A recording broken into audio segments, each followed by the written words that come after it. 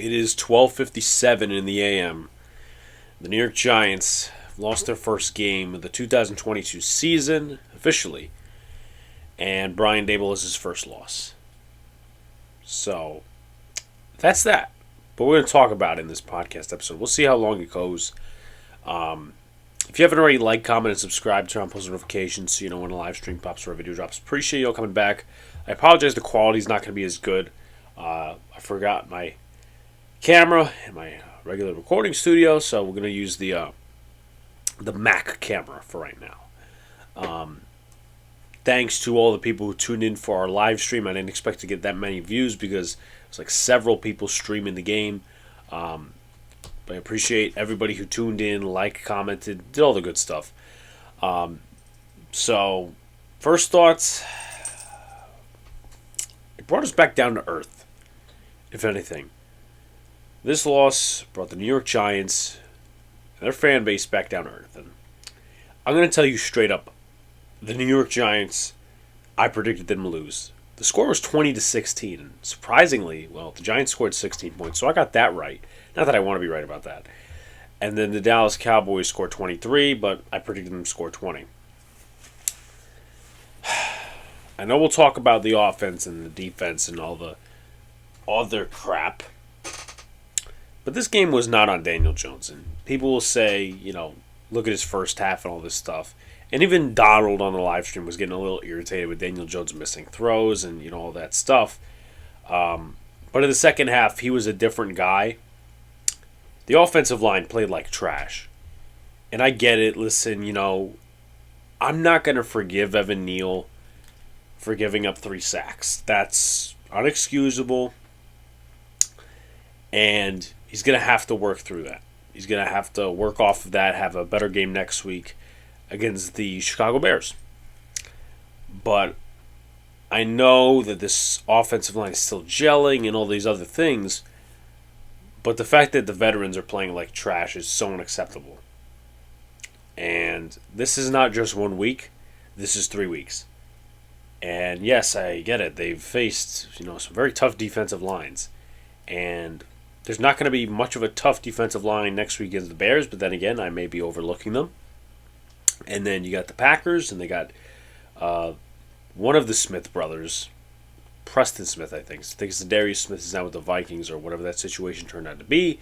They got Kenny Clark and all these other guys on that defensive line for the Packers. And then the Ravens, it's not going to be easy. So, it's going to be a learning process, but I'm just really disappointed in the vets on the offensive line.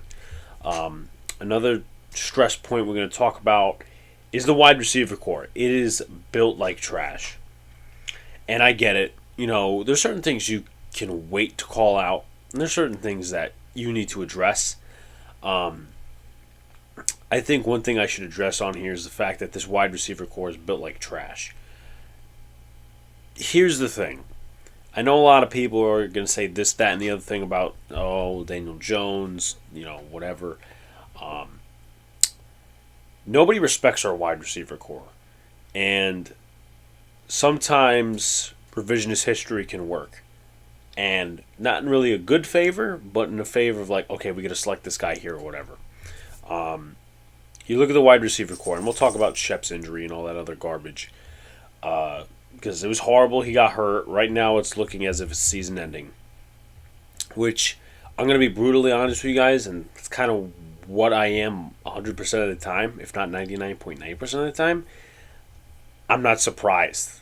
I mean, whether you could say it's the turf, Sterling Shepard getting injured, I don't know. But this is the wide receiver core, right? Kenny Galladay, Richie James, Wan'Dale Robinson, Sterling Shepard, David Sills, Darius Slay, and Kadarius Toney. Kadarius Toney is hurt. And I said in the podcast, last Friday was recorded, and Saturday was posted, that Kadarius Toney needed to be a part of the game plan. And that I would rip the New York Giants if they decided not to put him in the game plan. Well, guess what? He wasn't a part of that game plan. Was it the Giants' staff fault? No, because Kadarius Toney is not available. And we could complain about Sterling Shepard being, injury prone and all these other things, but he suffers like severe injuries. And I know the Twitter doctors are going to say, it's a patella tendon, whatever it is. It's season ending. Hamstring injuries, I know they nag. They hurt you. Sometimes you'll be good with them, sometimes you won't be bad. But this is getting ridiculous now. We have an injury-prone wide receiver core. Kenny Galladay should not be on the field anymore. I'm sorry. I know a lot of people are saying, "Oh, David Sills this, David Sills that." He should be on the field over Galladay, which is, I don't think any of them should be on the field. But Wan'Dale Robinson takes one hit in the NFL and he's hurt. Does that say something about size? Darius Slayton's not on the field. He's not featured in the offense. He doesn't even have a catch this season, to my knowledge. Richie James is doing more than he should because he's one of the only vets on this receiving core that actually can be counted on. Sterling Shepard already went over. Wan'Dale Robinson, Richie James. David Sills should not be on this roster. I mean, great. He did, things in the preseason. He has connection with Daniel Jones. He should not be on an NFL roster. He slipped, he fell, he caused the interception. I don't care what anyone says. He caused the interception. Trayvon Diggs got it, and that was the end of the game. So he should not be on an NFL roster. It's kind of facts. And going back to my point about people saying things about Daniel Jones is Joe Shane said in his press conference, you got to compete for today, build for tomorrow. And, they were talking about quotes earlier in the offseason about, getting a group around Daniel Jones to help him succeed. I can't say that they've done that officially. And some of the play has been his fault. Missed a lot of good throws against Carolina last week. But with that being said,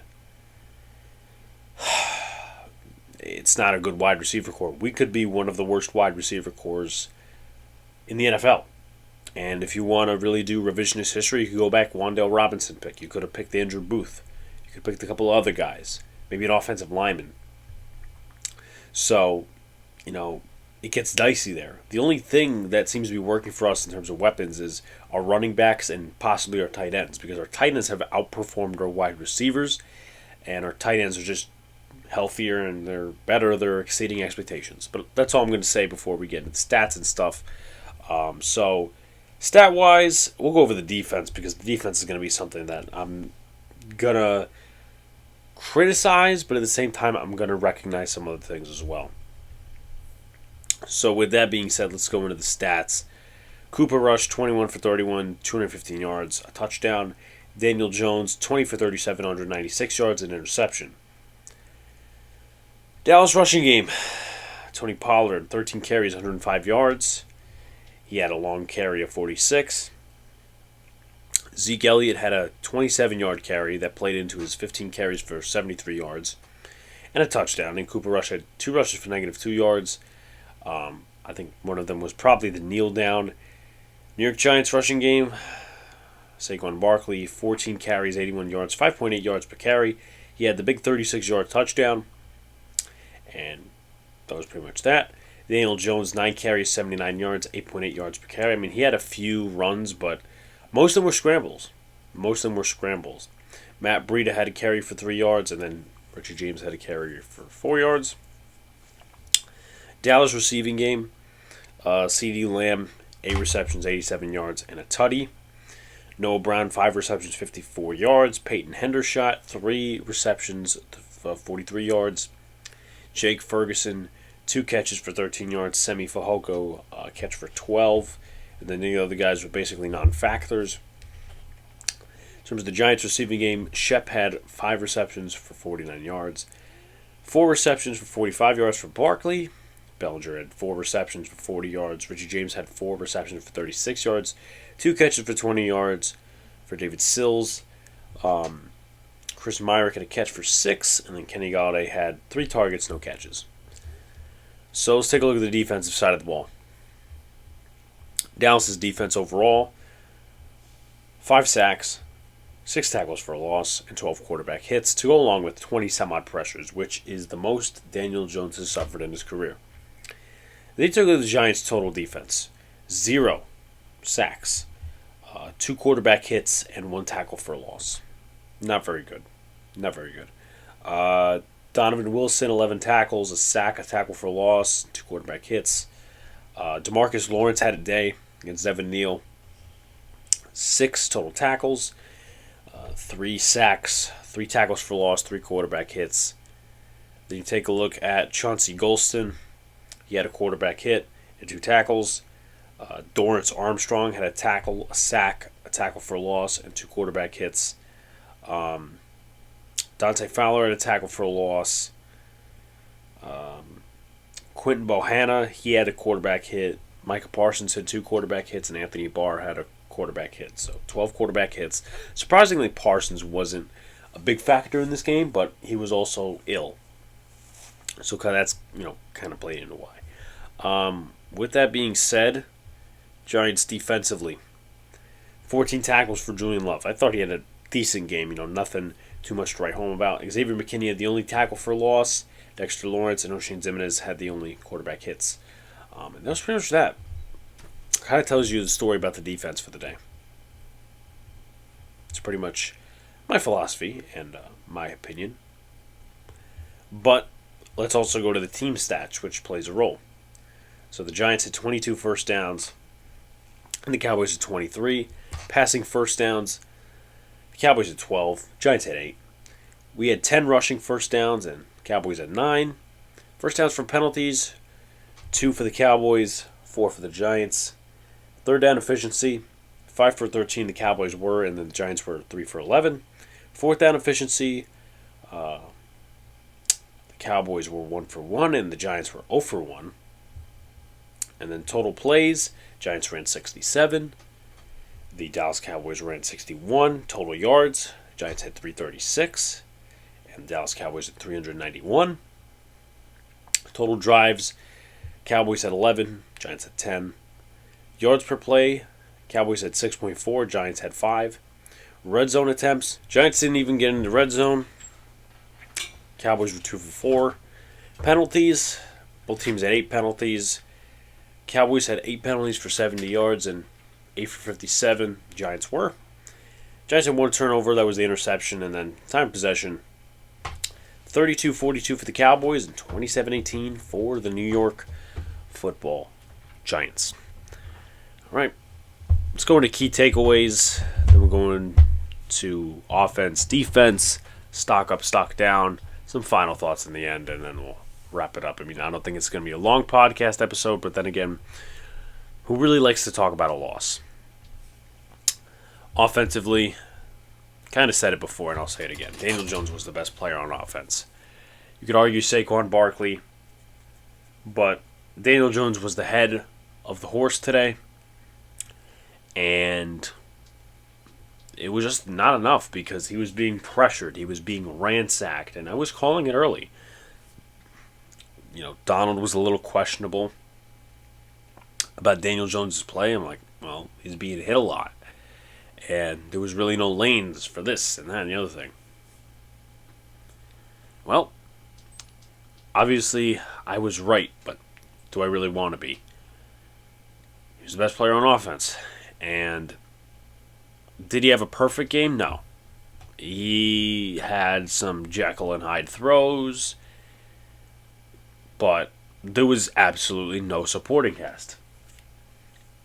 Absolutely none. Wide receivers dropping passes.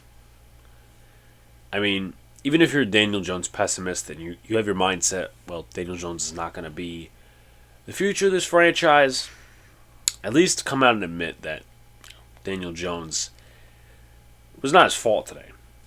And it's weird, and I know we've been through so many rebuilds, but Daniel Jones was pressured the most in his career today. I could say yesterday, maybe even that. But he was pressured the most in his career on Monday night. And he's been through terrible offensive lines. 20-some-odd pressures. And this Cowboy defense, wasn't it the same defense we faced last year? So, I don't know. Throw that into the equation. You had, in comparison to what we had last year, and I don't think they ransacked the quarterback in terms of Glennon as much as they did Daniel Jones on Monday night, but you had Thomas left tackle. You had Skurrit left guard, who's a little bit better than Bredesen. You had Billy Price, who's not much better than John Feliciano. Probably isn't better. Right guard, you have Will Hernandez and you have Mark Lewinsky. Lewinsky's better, but once again, not by any stretch of imagination, too much. And then right tackle, you have Evan Neal and you have Nate Solder. So, pretty similar circumstances. I'm just surprised that, last year they didn't get to him as much as they got to Daniel Jones today. But I guess different team, different weaknesses. We still can't get the ball down the field. We still can't sustain a drive. Hopefully that gets fixed, though, because the execution is pretty fucking terrible. And Monday night was not on Daniel Jones, I should say. It was not. Made some bad throws, but he was not the reason the New York Giants lost. And what better could you ask out of a game-managing quarterback? He probably had the most scrimmage yards on the team. 196 plus 79. 196 plus 79. Let's take a look at the math. 275 scrimmage yards. I mean, what more can you ask? Guy was rolling left and right out of the pocket, running for first downs. He probably has the most first downs on the team, if you want my honest opinion. Couldn't get the running game straight enough. I mean, listen, Barkley had, 14 carries, 81 yards. That's 5.8. But you take away 36. That's 45 on 14 carries. So let's do that. 45 on 14 carries. That's 3.2 yards per carry. So he was getting nothing other than that big run, which has been the problem the last two games. So not much in terms of the running game. O-line really couldn't block there. Giants did use their tight ends well. I mean, Tanner Hudson, he wasn't really used.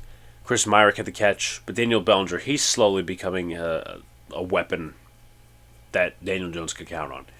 Kind of a soft, I wouldn't say soft, but a reliable guy. Not someone that you're going to game plan against, but okay, he's going to get open at times and he's going to make the catch. At least in my knowledge, actually no, he doesn't have a 100% catch percentage because it says that he got 5 targets and he caught 4 passes. So, but other than Richie James, he seems like the most reliable player on offense outside of Saquon Barkley. So, that's my analysis on that. Wide receiver core is terrible. I was ranting on stream when it was that last fucking drive before the Giants moved downfield and then they stopped. Well, it was not that they moved downfield, but they punted, they did whatever, and then the Cowboys, they were stopped, and then Daniel Jones throws the interception on the last drive. Galle dropped the pass. Shepard, before he got hurt, snaps before he got hurt, he dropped the pass. Shepard drops a pass, could be a fumble. And it's a comedy of errors. It's kind of the same shit we've been seeing for years. And I don't want to say that, but at the same time, that's what's been holding us back, the penalties, the this, the that, the other thing, right? So the Shepard drop, they wanted to get up to the line in time, but delay game. And it seems like Shepard, and I'm being real, I'm being brutally honest, it seems like Shepard had a bad game once that pass interference penalty was committed. Whether Brian Dable was pissed with him or the refs got into his head, whatever, I thought it was a bad call personally. I thought it was 2 weeks in a row that they were calling bullshit. But even if it's a good call, bad call, whatever, you shouldn't have your mental game just disappear. Because that could have been a fumble. That could have been easily the end of the game. But the Giants ended up punting and doing all these things. And then Kenny Galladay, is it a perfect pass that Daniel Jones threw to him? No. But he gave him an opportunity to catch the ball. And he could have had a first down too. Because if he catches that and just moves right, it's a first down. It moves the chains. And we say, okay, well, you know what? Maybe the Giants coaching staff should give him a little more of a chance. I want him traded. I'm done with him. I'm done. He shouldn't have opened his zip. It's pretty much that. He shouldn't have opened his big, fat fucking mouth. Because when he did get the opportunity, and there was one where Daniel Jones threw it behind him a little bit. But other than that, Galladay has not shown me why he should be on the field consistently. It's just facts. And David Sill's the same thing. He's had some flashy plays over the last 3 weeks, but that was big. It was a timing play. If Sills catches that, that's a first down. That moves the chains. But he falls down, which it's bad. It's not like, oh, you're falling down during a block or whatever, or this, that, and the other thing where you can make an excuse for him. No, he should not be on the team. Maybe I'm being a rant fan and all this other stuff, a fair weather fan, whatever you want to call it. But he should not be on the team. He is not a part of the future. And that's, to be fair, I'm quite honest with you, it's where I start questioning this whole wide receiver construction. Kenny Galladay, you were never going to get rid of that contract, so that goes in the pass regime. Kadarius Toney, draft pick from the pass regime, okay. You can't do anything about that. You could do a little bit more in terms of using him the first 2 games, but what do I know? Sterling Shepard, you opted to bring him back. Yes, he was put in a bad cap situation, but you opted to bring him back. So you could kind of split that one 50-50. Wan'Dale Robinson, once again, I hope he proves me wrong, proves the doubters wrong and all that. But let's be honest. He took 1 hit in the NFL, and he's been out for 2 games. So I'm a little suspicious, to say the least. So there's that. Then you got Richie James, who's doing more. He's overachieving. He's doing more than asked of him. So there's that. And went over David Sills. Shouldn't be on an NFL roster. I mean, that's pretty much what it comes down to. And I didn't bring up one guy, Darius Slayton. He should be playing. He didn't drop any passes in the preseason, to my knowledge. He should be playing over David Sills. Why is he at the back end of the depth chart? I don't know. Don't give me this chemistry crap, because guess what? Slayton still has a connection with Jones. I don't care what anyone else says. He still has a connection with Jones. Last year of the contract. Why not try to make it work? David Sills is not a part of this future, and so is Darius Slayton. Both of those guys, they're not a part of the future. But we're going to make one guy, work in the offense, and we're going to make another guy not work in the offense and basically sit him. It doesn't make fucking sense, in my opinion. But listen, I'm just kind of hot over this loss, and it doesn't feel good to lose. Okay, so Galladay 2 drops. Yeah, Sterling Shepard getting injured. I mean, I can't say it's a total surprise, but hats off to Shep. I mean, he came into the first 2 weeks as the best wide receiver on this roster. Had a few misplays, but hope he gets healthy. I don't want to say things too early, but if it's a season ender, he might just be out for the rest of his career, because he's had way too many injuries over the course of his career. It might just be that. I don't know. Maybe I'm being too dark. O-line didn't play well. Thomas had the best game of the worst.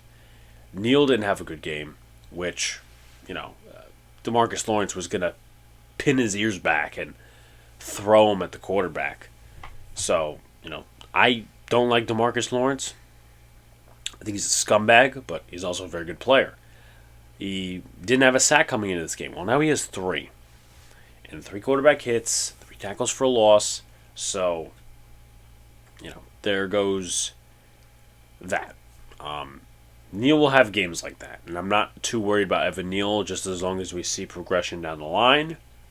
And then, well, for the interior, I mean, whether you talk about Daniel Jones or someone else being back there, the interior gave absolutely no time. Feliciano, I mean, that was a big penalty, the illegal man downfield, where Barkley had a great play. I think he was past the first down marker, and then Feliciano, you're a vet. You're more than 3 yards down the field. That's an illegal man downfield penalty. So you should know that shit. Glowinski, he's been very disappointing. I know he wasn't a great pass protector in Indianapolis and Seattle, but he's been disappointing. To at least be competent, I mean, is that too much to ask? And then Bredesen, I mean, he had a solid game last game, but, he got his his doors blown off this game. So, that's pretty much what I have to say about the offense. We'll talk about the defense in just a second. Defense, I don't know what to say. I truly don't know what to say. That's my opinion on this defense. I said it to people. Not that people didn't believe me, but maybe they didn't take the situation as seriously as I did. Leonard Williams was extremely missed. The run defense, and I'm summarizing, but we're going to break it down. The run defense was terrible. It was fucking awful. Dexter Lawrence can't be a one-man show in that defensive line. DJ Davidson, he went off sides. Mondo was okay. He was a guy coming off the practice squad. Nick Williams was meh. Justin Ellis was meh. Guys that really didn't make too much of an impact. Most of their short yardage carries were like 5 yards. And whenever they got, carries under 5 yards, it was DBs and blitzes going in the backfield, which I'm going to be, a little critical of Don Martindale. And you all know that I've been pretty much straightforward praising him. Why were there not more blitzes? Kayvon Thibodeau and Azeez Ojulari were back. You can't throw different looks. I mean, it seemed like for most of the game, most of the first half anyway, that we were just not being aggressive on defense. It was like the same shit last year. We were watching the Patrick Graham defense. And I know, different game, different philosophy. You're not going to make the same game plan that you did last game for this game. It's just not going to happen. But Cooper Rush wasn't touched at all. Other than 2 quarterback hits. I mean, that's nothing. And their rookie left tackle looks spotless. Tyler Smith and Jason Peters and all these other guys, they look spotless. Because the Giants didn't get there. They did not. I didn't see much of Thibodeau, which I can't really say that, I'm going to judge him because he's coming back from an injury and he's still trying to get used to the NFL. Ojulari, I'm not going to put too much pressure on. But I kind of do blame the coaching staff for one thing, is that why were they not on the field on serious downs? Towards the end of the game when we're trying to stop those guys from getting first down after first down in the running game. First of all, in my personal opinion, I thought the clock management was a little bit horrible. Because, you already had that timeout from way before in the third quarter. It was like the fourth quarter. So you had that. And then it was like less than 4 minutes, but more than 3 minutes ago, you start calling timeouts. Like, would it have made a difference at the end of the game? Maybe they would have had a little bit more time. But I don't know. I don't know. I just didn't think the management was good there. But to really dig deep on it, where were those guys? Critical downs. Is Thibodeau not good in the running game? He's better than O'Shane Ximines, and I've given Ximines flowers week after week after week. But to be quite fair, he's not good in the running game. He made one play today in the running game. Others, he just got washed out. He could not set the edge. And this is a problem. Like, to be fair, here's one thing you could say as well. If you knew that Leo was going to be missed, why not bring in Quincy Roche? Why not bring in Jalen Smith off the practice squad? Why? Why don't you bring those guys on? Because they could be a help. Listen, you need vets. And Jihad Ward, I thought he played decent, not as good as the last 2 weeks. But at the same time, he's taking on a bigger role, especially with Leo being out. And goes back to the central point. He was being missed heavily. So, I don't know, man. I don't have answers for that particular aspect. Cordell Flott and Darnay Holmes struggled as well as Dory Jackson. I don't necessarily know that Cordell Flott should be on the field as of right now. Maybe I'm wrong. But it's kind of, I don't know, sad.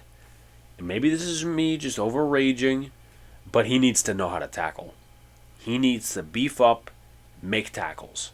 Because if you can't beef up and make tackles, you can't do anything at this level. He did okay in coverage. I know they put Moreau in, and I thought Moreau had a really nice game at corner.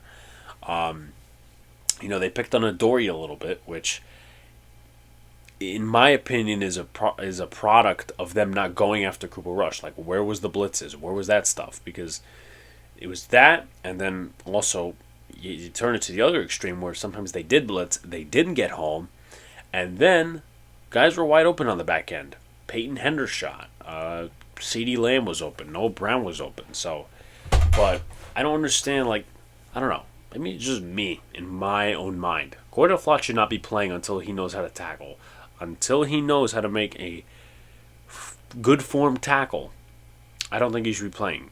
Play Pinnock over him, play Holmes over him, play a couple other guys over him, play Moreau over him, my opinion. And as far as Darnay Holmes goes, in the future he's going to be a problem for the New York Giants, and that's not a good thing. I know Flott's going to be this project, but Darnay Holmes got really lucky that these refs were horrible on both sides, because he literally was hugging Noah Brown in the end zone, and the refs did not pay attention. Had they paid attention, it would have been pass interference, number 30 of the defense, and what would happen, you ask? What would happen is they would go drive in, and instead of scoring 3, they would score 7. So, there's your whole philosophy of that. Dory Jackson, I don't blame him too much. I mean, he's been pretty much spotless the first 2 games. He's going to have a bad game once in a while. However, with that being said, I feel that a lot of pressure was on him because, well, there wasn't any pressure on the quarterback. And then the one more thing I'll go over before we go to stock up, stock down, basically finish up this podcast, is the linebackers just weren't playing well. And I'm not even talking outside, I'm talking inside. Micah McFadden's going to have his, times, just not pursuing the run or having these different issues. But they just weren't impactful. They were going into the gaps and getting their doors blown off. That's where I feel a Jalen Smith would have helped. I mean, Calitro didn't even play that much. Micah McFadden's getting more snaps, but Tay Crowder, I mean, it's not like he's 200 pounds, but it's not like he's adequate weight for a linebacker. At least in my opinion. The way I see it, his frame and all that stuff, he missed a couple of tackles. And that's big when you have a young defense and you don't have your star defensive tackle. That's my opinion. You don't have your star defensive tackle, you need to up your game. And Tay Crowder just hasn't looked great this season. Against Carolina, he looked better, but not necessarily against the Titans. Not necessarily against the Dallas Cowboys. So go stock up, stock down. The only 3 I could say for the New York Giants, Daniel Bellinger, Daniel Jones, and Saquon Barkley. Daniel Jones precisely because of his fight. Saquon Barkley because of what he did in the passing game and all that stuff. And then also the rushing game. I mean, he had the touchdown, the only touchdown for the New York Giants. And then Daniel Bellinger. I mean, he's becoming a solid weapon. You know what? I'll add Richard James too. I mean, he almost fumbled that one fair catch. But hey, listen, he did what he had to do in the receiving game. Didn't drop any passes, any stuff like that. Stock down. Evan Neal, Mark Lewinsky, Ben Bredesen, John Feliciano, pretty much the whole right side of the O-line, not named Andrew Thomas. Sterling Shepard, Kenny Galladay, David Sills. Not a good day for the wide receivers. Cordell Flott, Darnay Holmes could be added to that. More guys you get out on that list, the linebackers. I mean, pretty much the whole defensive line. So that's pretty much that. I guess final thoughts to wrap this up. They played, some hard football. They fought, you could say. It's a loss. It brought us down to earth. But there's definitely things to work on going against the Bears. And I think people thought that the Bears was going to be some easy win.